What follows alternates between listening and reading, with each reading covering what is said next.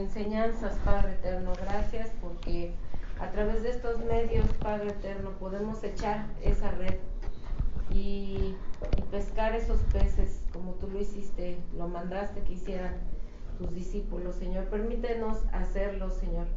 Permite que a través de estos estudios, Padre Eterno, las personas puedan compartir los estudios y echar las redes al mar de las naciones para pescar, Señor, aquellas personas que han de ser hijos tuyos.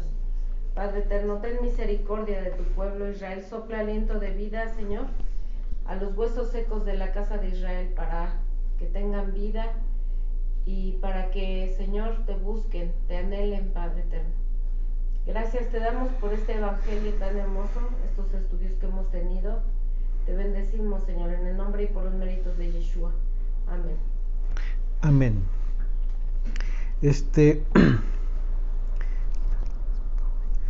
Y bueno, vemos que están aquí, mira, los dejé ahí. Gracias.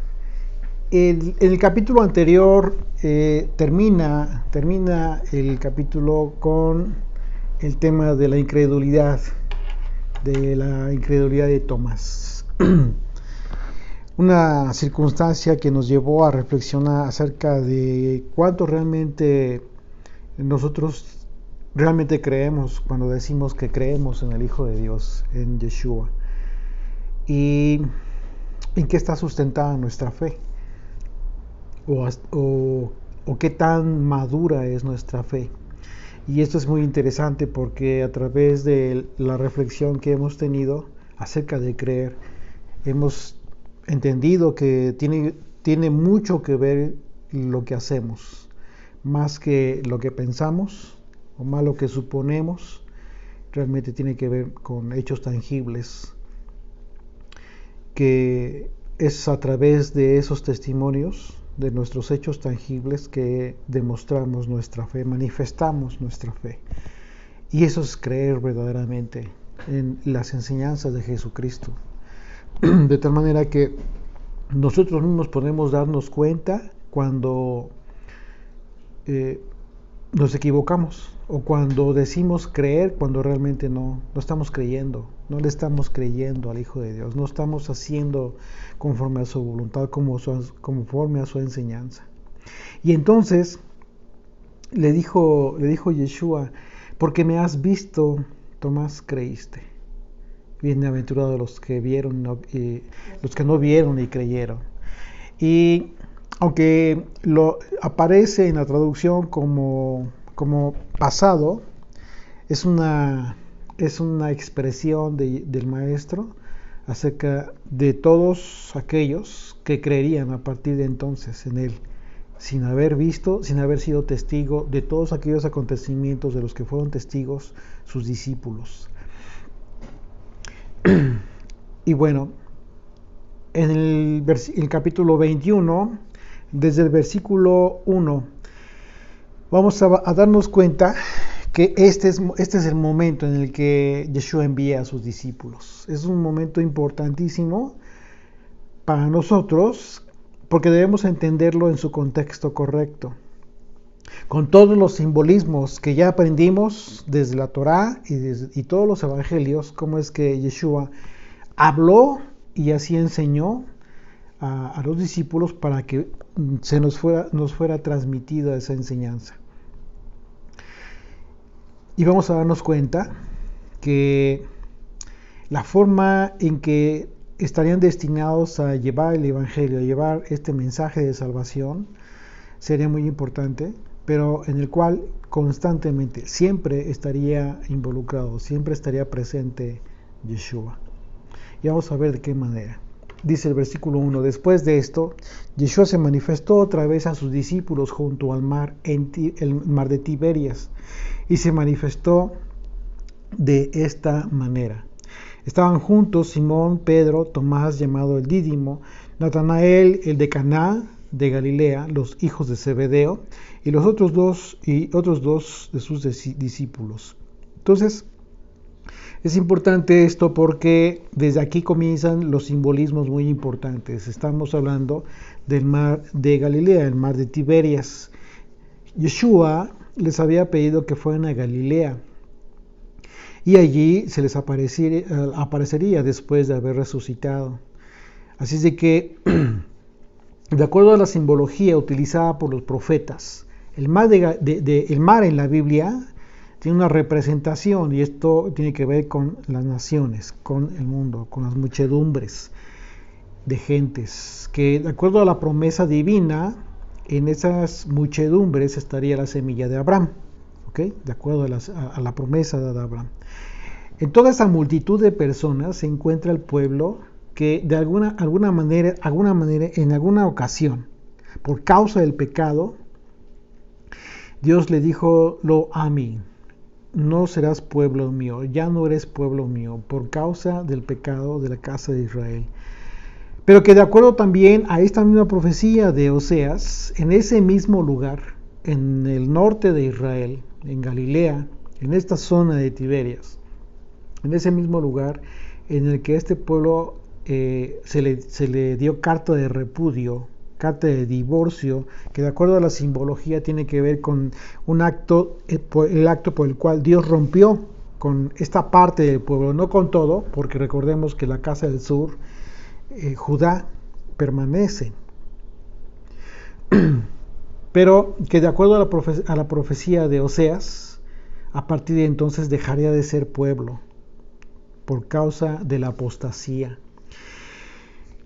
Ahí mismo se les diría: vosotros sois pueblo mío. Y aquí eso es lo importante, porque de la misma manera en que esta profecía de Oseas refiere la razón por la cual dejaría de ser pueblo toda esta muchedumbre de gentes, a la venida de Jesucristo se cumple la promesa anunciada también por el profeta Oseas, en el sentido de que en ese mismo lugar se les diría que son hijos del Dios viviente, pueblo del Dios viviente, por causa de la restauración de Israel.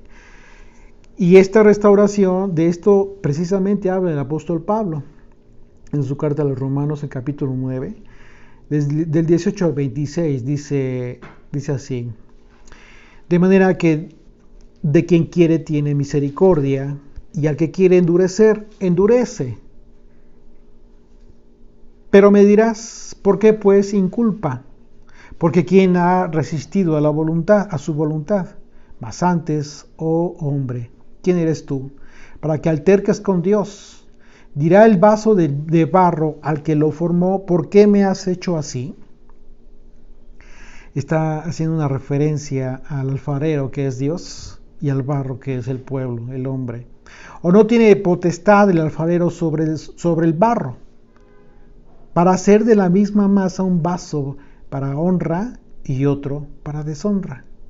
Y que, si Dios, queriendo mostrar su ira y hacer notorio su poder, soportó con mucha paciencia los vasos de ira preparados para destrucción, y para hacer notorias las riquezas de su gloria, las mostró para con los vasos de misericordia que Él preparó de antemano para gloria, a los cuales también ha llamado, esto es, a nosotros, no solo de los judíos, sino también de los gentiles, es decir, de los extranjeros, aquellos que estaban ya recuperando esta identidad, tú y yo. Como también en Oseas dice: llamaré pueblo mío al que no era mi pueblo, y a la no amada, amada. Y en el lugar donde se les dijo: vosotros no sois pueblo mío, allí serán llamados hijos del Dios viviente. Entonces estamos viendo cómo es que el apóstol Pablo está recordando la profecía de Oseas, precisamente para recordarle a todos estos que estaban viniendo a la fe de Jesucristo, que estos eran las descendencias, producto de la descendencia de aquellos que en algún momento se les había dicho que ya no eran pueblo, pero que por causa del Mesías, por causa del sacrificio del Hijo de Dios, estaban teniendo esta gran oportunidad. Estamos teniendo todos esta gran oportunidad, este gran regalo de recuperar lo perdido, recuperar la identidad perdida. De manera que entonces que si nosotros consideramos que Tiberias se encuentra al norte de Israel, justo en el lugar en donde Dios ejerció el juicio en contra de la casa del norte, significa que primeramente fue Yeshua quien iniciaría esta señal de restauración en las bodas de Caná. En el capítulo 2 de Juan nosotros vemos esto, que en Caná se llevó a cabo este gran primer milagro de Jesucristo, en el que en esta boda el Señor convierte el agua en vino, el vino nuevo. Y en su momento vimos toda la simbología y la representación de este gran milagro que hizo Jesucristo. Caná es el lugar que significa lugar de compra, adquirir para sí. Lo que estaba representando Yeshua con este milagro es que él estaba adquiriendo este pueblo para sí. Y en esta ocasión en que los discípulos estaban queriendo iniciar esta pesca, una pesca en el mar, en este lugar que representa a las naciones, se nos presenta la escena en que los enviados por Yeshua iniciarían su ministerio, el servicio, llevando el evangelio de Jesucristo al mundo, pero iniciando en este lugar para que se cumpliera la profecía anunciada por Oseas, esta profecía que también recordó el apóstol Pablo. Así es de que este lugar es importantísimo, es clave desde ese momento, o sea, estando en este lugar. Verso 3, Simón Pedro les dijo, voy a pescar. Ellos le dijeron, vamos nosotros también contigo. Fueron y entraron en una barca y aquella noche no pescaron nada. Y bueno, estamos hablando de hombres que conocían su oficio. Así es de que no es ningún accidente, ninguna casualidad que no hayan pescado nada. Todo esto tenía un propósito divino. La razón por la que ellos no pescaron absolutamente nada tiene una simbología que está representada en el hecho de que en este mar, el mar tiene que ver con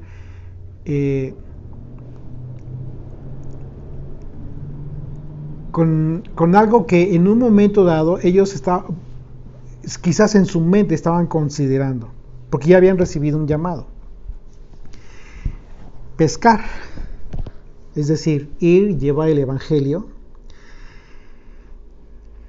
a las ovejas perdidas de la casa de Israel, a los gentiles, etc. Sin embargo, por sus propios medios, no iban a pescar nada. Ellos no iban a poder lograr la conversión de una persona por sus propios medios. Entonces, el hecho de que ellos no pescaron nada en esa noche sí, es un tema muy importante. Aquí entramos ya en el tema de que hay circunstancias en determinadas ocasiones en que rebasan las circunstancias normales del hecho, los acontecimientos naturales. Hay algo raro, suceden cosas raras. Bueno, no hay nada raro cuando esto está dentro del plan de Dios. De manera que esto es el hecho de no haber pescado nada durante toda aquella noche, significa que ellos no pescarían absolutamente nada por sus propios medios, sino que podrían llegar a pescar, podrían llegar a cumplir el propósito del mensaje solamente con la intervención de Yeshua. ¿Pero de qué manera? ¿De qué manera? Porque vamos a ver que llegó un momento en que el Señor los iba a dejar solos. No solo los iba a dejar, Él iba a ascender al Padre. Así es de que esto representa un principio muy básico, que cualquiera que pretenda llevar el Evangelio de Yeshua hacia las personas, que está representada en esta escena por el mar de Tiberias, a un pueblo que está esperando recibir este mensaje de esperanza, el mensaje por el que Dios anuncia que ya es tiempo de regresar con el amado, con el Padre. Este principio nos advierte que no debemos tener falsas expectativas, porque como Yeshua se lo dijo a Nicodemo, Yeshua le dijo un principio importante que siempre hemos repetido en nuestros estudios. Le dijo, no te maravilles cuando le enseñó acerca del nuevo nacimiento, acerca de la conversión de las personas. No te maravilles de que te dije, es necesario nacer de nuevo. El viento sopla de donde quiere y oye su sonido, mas ni sabes de dónde viene ni a dónde va. Así es todo aquel que es nacido del Espíritu. ¿Esto qué significa? Por eso le dijo, no te maravilles. Es decir, no pienses que tú puedes hacer, que está en algo de tu potestad hacer algo al respecto. No depende absolutamente nada de ti. La conversión de las personas jamás va a poder depender de absolutamente ningún siervo del Señor, por muy fiel que sea. Y sin embargo, este principio básico nos permite tener tranquilidad al mismo tiempo a fin de llevar a cabo nuestro llamado con plena tranquilidad, con paz, sabiendo que la obra de convertir los corazones solo lo hace el Espíritu de Dios. Y que nosotros solo debemos echar la red y esperar que el Señor haga la obra. Porque si nosotros pretendemos echar una red bajo nuestras propias expectativas, bajo nuestras propias estrategias, créanme, habrá muchos que nos acompañen. Dile que sí, por favor. Habrá muchos que nos acompañen, habrá muchos que sigan tu grupo, pero lo interesante va a ser cuántos realmente están siendo convertidos. ¿Y eso de qué va a depender? Bueno, va a depender de que todo lo que hagas en tu llamado lo hagas bajo sus instrucciones, que no te salgas de ese parámetro. Verso 4, regresamos a Juan 21, verso 4. Cuando ya iba amaneciendo, se presentó Yeshua en la playa, mas los discípulos no sabían que era Yeshua. Y les dijo, hijitos, ¿tenéis algo de comer? Les respondieron, no. Él les dijo, echad la red a la derecha de la barca y hallaréis. Entonces la echaron y ya no la podían sacar por la gran cantidad de peces. Aquí está lo sobrenatural. ¿Ok?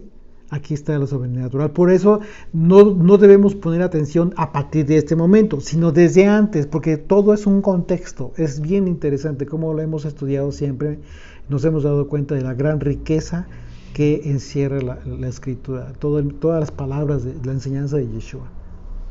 El hecho de que los discípulos hayan atrapado muchos peces cuando Yeshua les dijo que echaran la red a la derecha, confirmó que efectivamente los apóstoles siempre dependerían de Yeshua para poder tener éxito en su ministerio. Jamás iban a estar solos. Jamás hubieran tenido éxito si no hubieran hecho las cosas como Él les enseñó.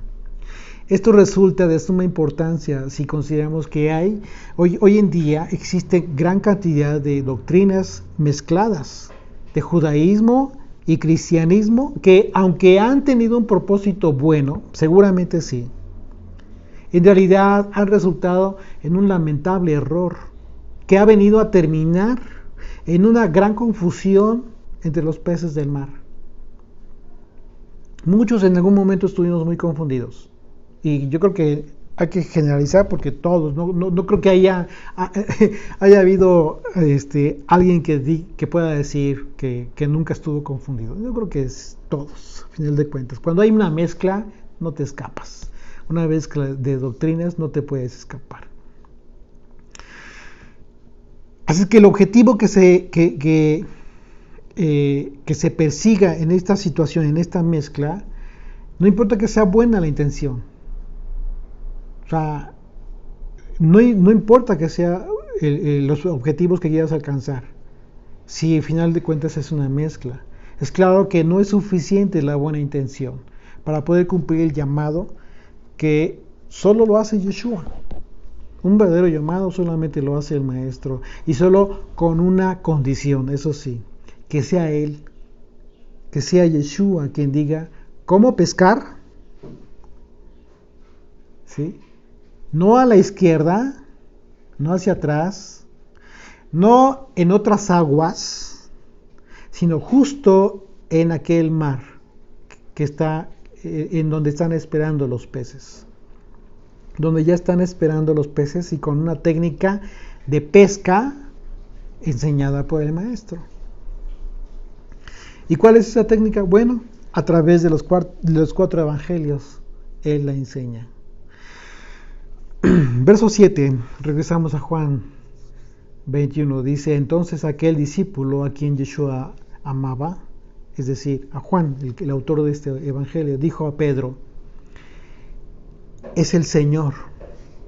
Simón Pedro, cuando oyó que era el Señor, se ciñó la ropa porque se había despojado de ella y se echó al mar.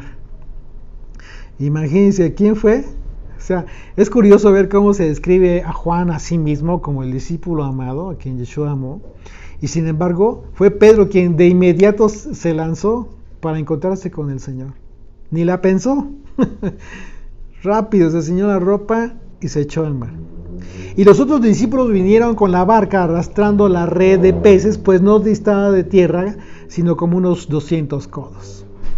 Y al descender a tierra vieron brasas puestas. Fíjate, aquí algo bien interesante.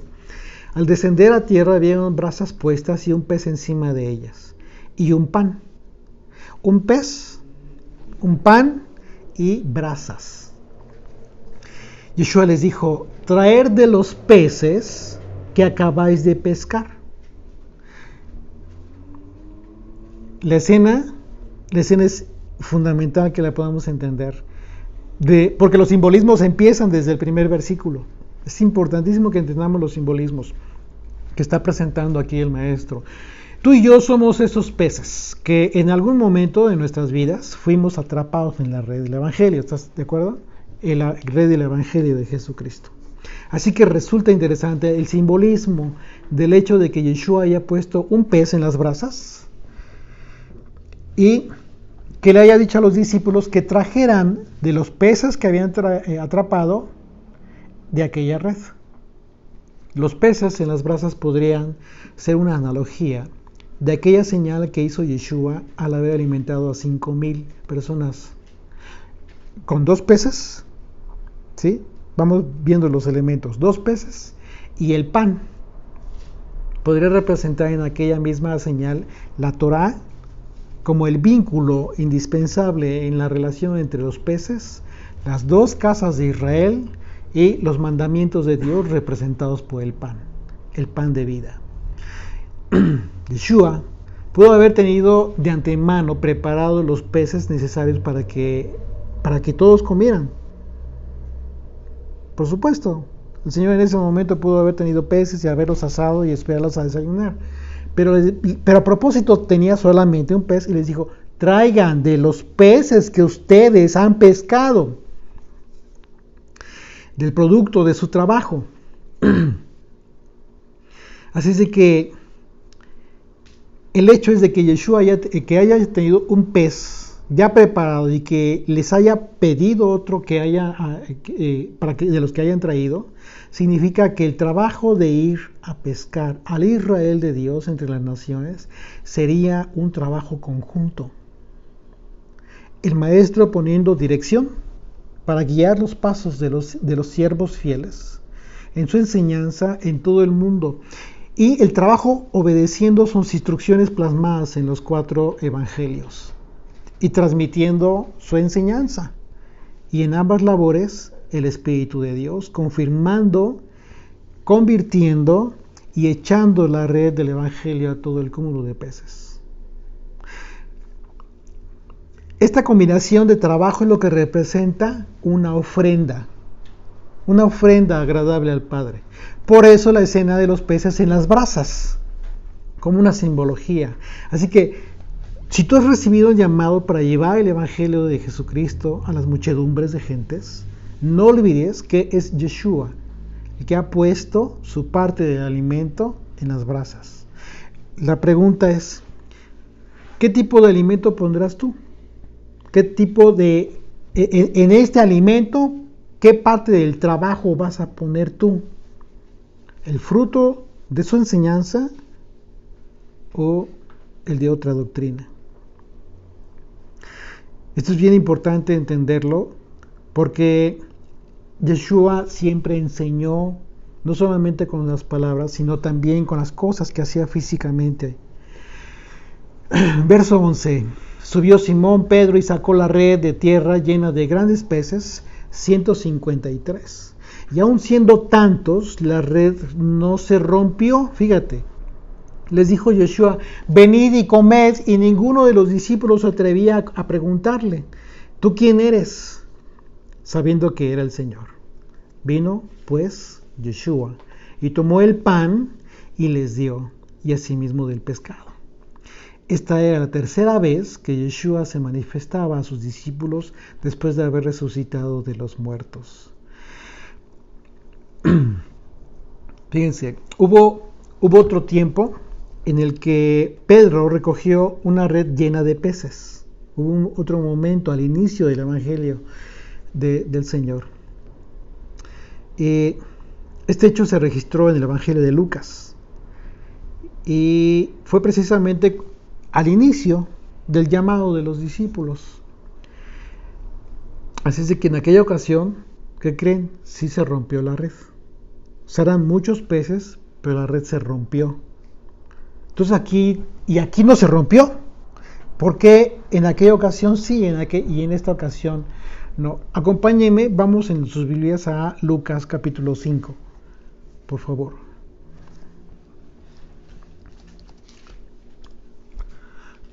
Lucas capítulo 5, vamos a leer del 3 al 11, del versículo 3 al 11. Dice: y entrando en una de aquellas barcas, la cual era de Simón, le rogó que la apartase de tierra un poco, y sentándose enseñaba desde la barca a la multitud. Yeshua estaba enseñando. Cuando terminó de hablar, dijo a Simón: boga mar adentro. Después de la enseñanza dice: boga mar adentro y echad vuestras redes para pescar. Respondió Simón, le dijo: Maestro, toda la noche hemos estado trabajando y nada hemos pescado, mas en tu palabra echaré la red. Y habiéndolo hecho, encerraron gran cantidad de peces y su red se rompía. Entonces hicieron señas a los compañeros que estaban a la otra barca para que viniesen y ayudarles. Y vinieron y llenaron ambas barcas de tal manera que se hundían. Viendo esto, Simón Pedro cayó de rodillas ante Yeshua diciendo: apártate de mí, Señor, porque soy pecador, soy hombre pecador. Porque por la pesca que habían hecho, el temor se había apoderado de él y de todos los que estaban con él, y asimismo de Jacobo y Juan, hijos de Zebedeo, que eran compañeros de Simón. Pero Yeshua dijo a Simón: no temas, desde ahora serás pescador de hombres. Y cuando trajeron a tierra las barcas, dejaron todo y le siguieron. Lo que estamos viendo aquí es que efectivamente lo que sucedió en aquel momento es que aún no le estaban siguiendo, aún no tenían la enseñanza de Jesucristo. Estaban apenas siendo llamados. Aquí no. Aquí ya tenían con todo lo necesario, contaban con toda la preparación doctrinal y espiritual para poder llevar a cabo un correcto trabajo. Un trabajo que, por supuesto, no dependería solamente de su propio esfuerzo. Aunque pudiera ser mucho, no sería solamente trabajo de ellos, sino que sería un trabajo compartido. Muchos querrían llevar el Evangelio de Yeshua y pescar muchos peces, pero sin llevar sus instrucciones. Y por eso está sucediendo esto en un momento dado con algunos, y de manera que la red incluso ¿qué es lo que simboliza la red? La red simboliza toda la estrategia para poder atrapar estos peces. Esa estrategia ha sido hecha por el Maestro, ha sido implementada por Yeshua, ha sido establecida por Él y por el Padre a través de sus mandamientos. Porque en cada enseñanza Yeshua siempre nos remitió a la Torah. Siempre nos remitía a la Torah. Así es de que en aquel momento se rompió la red. ¿Por qué? Porque quizás la estrategia para la pesca no estaba estructurada. Pero por aquel momento, lo que significó que quizás en un momento dado, que significa que en un momento dado, algunos peces se pierdan por no estar llevando a cabo tu servicio, tu ministerio, conforme Él te enseñó, conforme Él te enseña en las Escrituras, sino que de repente tú piensas que, en esa euforia, en esa pasión, vienen a tu mente muchas ideas y comienzas a desarrollarlas como estrategias, pero te estás olvidando de que la enseñanza en los evangelios que nos da el Señor, el Maestro, es de que no va a depender solamente de ti. Tú solamente eres un instrumento. Quien hace la obra es Él. Sí, pones una parte de trabajo, pones una parte de tu esfuerzo en esas brasas para hacer una ofrenda al Padre. Pero recuerda que hoy en día nuestro sumo sacerdote es quien está haciendo la obra en el tabernáculo celestial. De tal suerte que tú aquí en la tierra haces lo propio. Y Yeshua, como sacerdote en el tabernáculo celestial, está haciendo lo propio. Así que tú no eres el sacerdote, tú nunca sustituiste a los levitas y tampoco te dio ese estatus Jesucristo. A sus apóstoles tampoco les dio ese estatus. Les fueron enviados, fueron los shaliachim, fueron los enviados, los apóstoles, después de que dejaron de ser discípulos, una vez que el Señor ascendió. Ejercieron su apostolado, pero con esta visión de que siempre ellos estarían dependiendo de sus enseñanzas y por supuesto del Espíritu de Dios, que es el único que convierte. Así es de que resulta muy, muy importante. En este caso de la red que describe Juan, el resultado de la pesca fue muy diferente, porque por más que la red hubiera estado llena, jamás se rompió. Y los peces en esa red están seguros. Es decir, todas aquellas personas que están buscando la verdad de la Biblia, que están buscando al Señor, están seguros en el momento que reciben el mensaje o el mensaje. Y la estrategia fue simple, fue sencilla, por cuanto que solamente quien se lo dio, que puede ser tú, puede ser cualquiera que da este buen mensaje, el mensaje de las buenas nuevas. No hay especiales, ni mucho menos. O sea, todo el mundo, quien se sujete a la estrategia establecida por el Señor lo puede hacer. Y en ese sentido, los peces estarán seguros. En este caso, esta pesca, el caso de esta pesca, vamos nosotros confirmando el hecho de que Yeshua es quien determina las condiciones en que el siervo debe trabajar, debe ejercer su llamado, su ministerio, no bajo sus propias condiciones, sino bajo las instrucciones de Yeshua. Y si le obedecemos, pues por supuesto que estamos en sus manos y dependemos de Él. En otro sentido, de la misma manera en que Yeshua inició su ministerio en Caná, para cumplir la profecía de Oseas que mencionamos, y que ahí él llevó a cabo su primer milagro, el milagro de convertir el agua en vino abundante. Asimismo, Yeshua está llevando a cabo su último milagro en este momento del Evangelio, y de igual manera con abundancia, muchos peces, con muchos peces.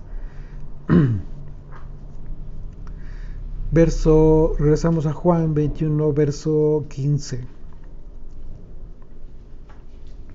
Cuando hubieron comido, Yeshua dijo a Simón Pedro: Simón, hijo de Jonás, ¿me amas más que estos? Le respondió: sí, Señor, tú sabes que te amo. Y le dijo: apacienta mis corderos. Cuando le dice esto, Yeshua le está encargando a los creyentes que son como niños aún. ¿Qué es un cordero? Exactamente, menos de un año máximo. Entonces, es lo que está diciendo Yeshua, es que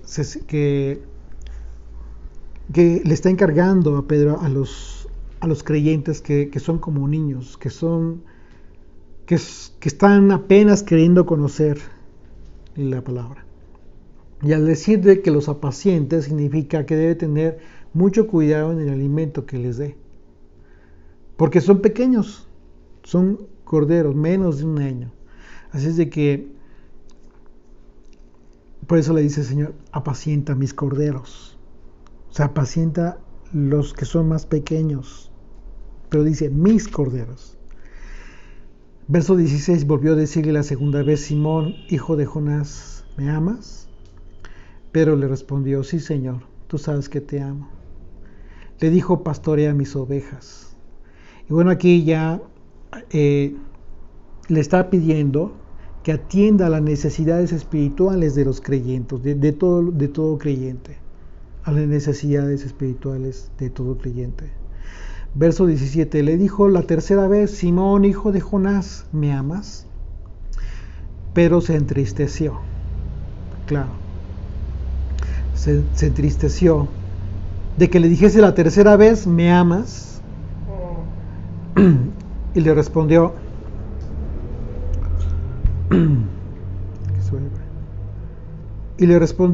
Señor, tú lo sabes todo. Tú sabes que te amo. Yeshua le dijo: apacienta mis ovejas.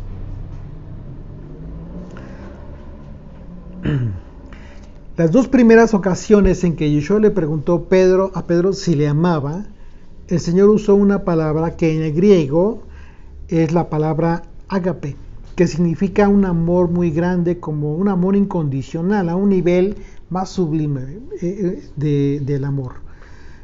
Sin embargo, la tercera vez que Yeshua le hizo la misma pregunta, el Señor usó la palabra en griego phileo.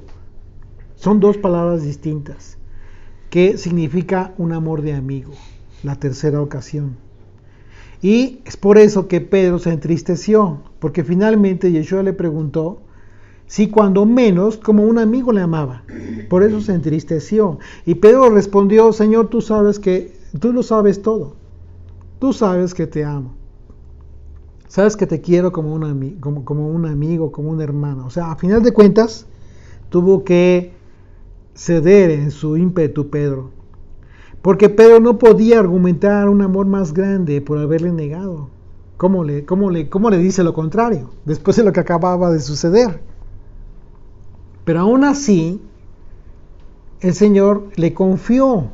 Aún así le confió y le confirmó el llamado que le había hecho. ¿Esto qué significa? Esto es algo bien importante, porque lo que está haciendo aquí el Señor es no solo a Pedro, sino a todos. Nos está diciendo un mensaje bien claro. No importa cuánto tú estés seguro de que me amas, siempre va a estar limitado tu amor. Jamás va a ser como el mío. Quizás sea un amor... pues como dicen Cantares, ¿no? Enfermo. Quizás un amor, más que enfermo, un amor incompleto. Porque, ¿cuántas veces no has pensado tú que darías tu vida por el Señor? Lo mismo que Pedro. Nosotros no fuimos diferentes en ningún momento que Pedro. Y sin embargo, lo que nos está diciendo el Señor es: no importa que tu amor no sea perfecto, yo confío en ti.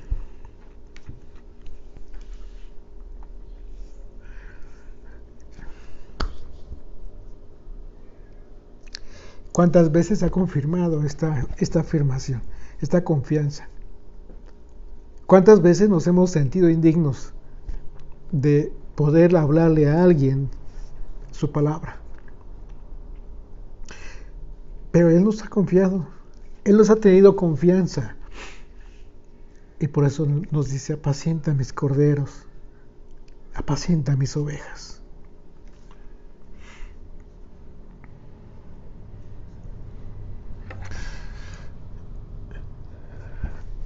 Así es de que Pedro en este momento fue restaurado por la confianza que le dio el Señor. Pero además, Pedro supo que el Señor también le había perdonado por esa falla. La pregunta es: ¿acaso no puedes tú tener esta misma certeza? Pues por supuesto que sí. Por supuesto que sí. No hay nadie, absolutamente nadie, en todo el mundo que hable de la palabra de Dios y que no pueda sentirse con la confianza, o que no deba sentirse con la confianza que el Señor le dio a Pedro. Todos absolutamente tenemos esa certeza, y eso es lo maravilloso. ¿Por qué? Porque de manera general el Señor dijo: no importa que tu amor hacia mí no sea perfecto, no importa que continúes teniendo fallas, siempre que continúes tratando de ser mejor. El hecho de que Yeshua le haya preguntado a Pedro 3 veces si le amaba tiene que ver también con un momento que simboliza el acto de la restauración en relación a aquellas 3 ocasiones en que Pedro le negó. Momento en que se encuentra íntimamente ligado con el lugar en que ocurrió. En el patio, fíjate, en el patio, ¿dónde ocurrió esto? ¿Dónde lo negó? En el patio del sumo sacerdote, donde Yeshua fue llevado arrestado. Y que justo donde le negó Pedro, y vemos que también se había encendido un fuego, como el fuego donde Yeshua tenía brasas, ahí en la playa, esperándolos para desayunar. En aquel momento también había un fuego, pero aquel fuego lo prepararon aquellos que estaban listos para afligir al Maestro. 2 fuegos, sí, pero con propósitos distintos. Recordemos ese pasaje, Juan 18, 17 al 18, dice: entonces la criada portera dijo a Pedro: ¿no eres tú también de los discípulos de este hombre? Dijo él: no lo soy. Y estaban en pie los siervos y los alguaciles que habían encendido un fuego, porque hacía frío, y se calentaban, y también con ellos estaba Pedro en pie, calentándose. Pero en el caso de este capítulo 21 de Juan, el fuego preparado por Yeshua era para restauración.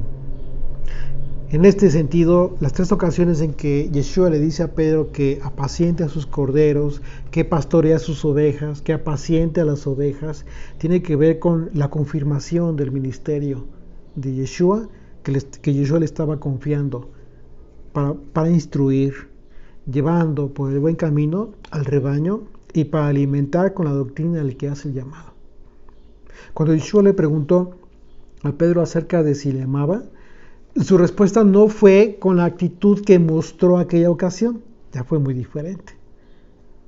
En aquella ocasión en que Yeshua le dijo a sus discípulos que se escandalizarían, es decir, que se decepcionarían de él. La actitud en esta ocasión fue humilde y con temor. Sí. Aquella ocasión, Mateo 26, 31 al 35 dijo: entonces Yeshua les dijo: todos vosotros os escandalizaréis de mí esta noche, porque escrito está: heriré al pastor y las ovejas del rebaño serán dispersadas. La palabra escandalizaréis en el griego tiene que ver con que se decepcionarán, se desilusionarán de mí. Pero después que haya resucitado, iré delante de vosotros a Galilea, que es donde le encontraron precisamente, aquí en este lugar. Respondiendo Pedro, le dijo: aunque todos se escandalicen de ti, yo nunca me escandalizaré. Yeshua le dijo, de cierto te digo que esta noche, antes que el gallo cante, me negarás 3 veces. Pedro le dijo, aunque me sea necesario morir contigo, no te negaré. Y todos los discípulos dijeron lo mismo. Claro, todos los discípulos dijeron lo mismo por seguirle, ¿no? Pero él fue el que tenía este ímpetu. Siempre fue así, Pedro.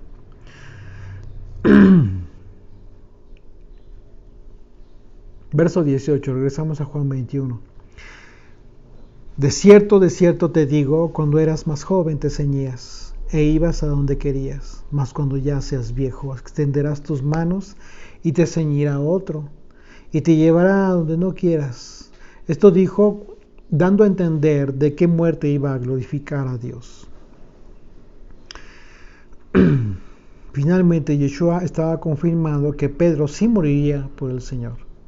Finalmente. Y dicho esto, añadió, sígueme. Es decir, sígueme porque te voy a enviar.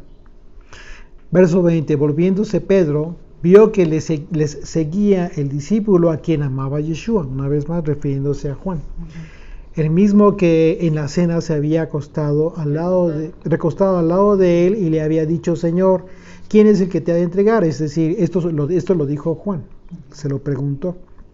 Cuando Pedro le vio, dijo a Yeshua, Señor, ¿y qué de este? Y bueno, se podría entenderse así, ¿no? Como diciendo, ¿y este por qué viene? ¿No?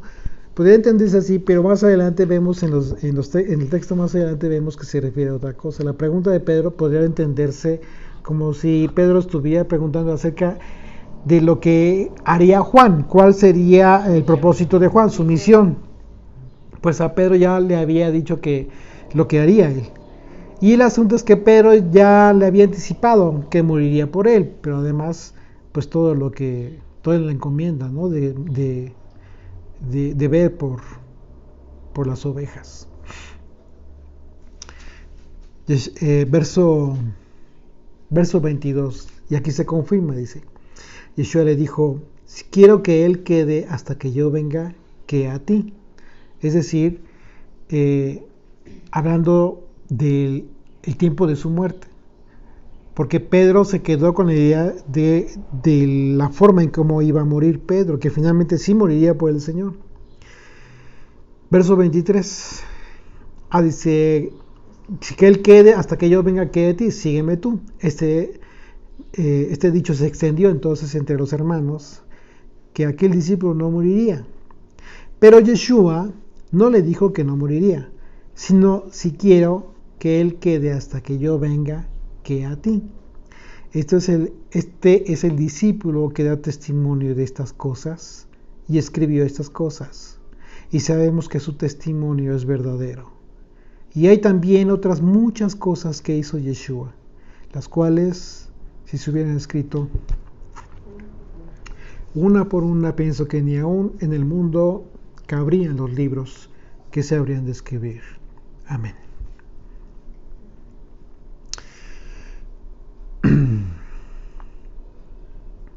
Ora, por favor. Iba a comentar yo algo. Es interesante esto que se ve en el versículo 3, que dice, Simón Pedro les dijo, vamos a pescar. Ellos le dijeron, vamos nosotros también contigo. Fueron y entraron en una barca y aquella noche no pescaron nada. Cuando ya iba amaneciendo, se presentó Yeshua en la playa y entonces esto es interesante porque mientras no estaba Yeshua, ellos estaban en la noche, o sea, en la oscuridad, ¿no? Mientras nosotros no tengamos la doctrina de Yeshua, su espíritu, pues nos encontraremos en la oscuridad, en las tinieblas. Y cuando se aparece Yeshua en nuestra vida, es nuestro amanecer, nuestra luz, para iluminarnos, para enseñarnos, para enviarnos. Ese se me hizo muy interesante. Señor, gracias te damos, papito, por esta palabra que nos has dado. Gracias por este evangelio tan hermoso que hemos estudiado de tu discípulo amado Juan. Gracias te damos porque tú enviaste a esos discípulos a pescarnos, Padre. porque esa red aún no se rompe, sino que sigue pescando a a la casa de Israel que se encuentra dispersa en este mar de las naciones, Señor. Ayúdanos a ser participantes, Padre, de esa labor de tus discípulos, de pescar, de echar las redes, Padre eterno. Y Señor, gracias te damos, Papito, porque tú eres nuestra luz, tú eres nuestro amanecer, Señor, porque en ti tenemos todo lo que necesitamos. No necesitamos doctrinas de hombres, no necesitamos, Señor, estructuras religiosas, sino solamente tus palabras. Que tú seas verdaderamente nuestro maestro, Señor, para convertirnos, para transformarnos en nuevas criaturas, como tú lo dijiste, dejando el viejo hombre y siguiendo, Señor, tu ejemplo, Padre, de vida.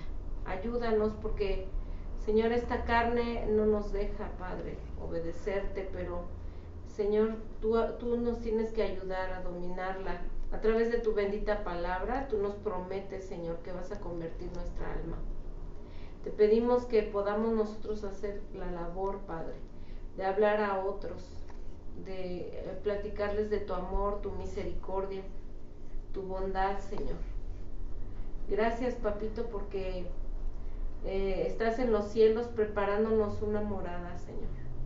Creemos en tus promesas, en la esperanza que tú nos prometiste, Padre. Gracias te damos, te pedimos por nuestros hijos, por todas las familias aquí reunidas, Señor, porque podamos servirte, adorarte correctamente como tú quieres, Señor, entregando nuestra vida y santificándonos cada día más. Gracias te damos, Papito, por este estudio tan hermoso que hemos tenido. En el nombre y por los méritos de Yeshua. Amén. Amén.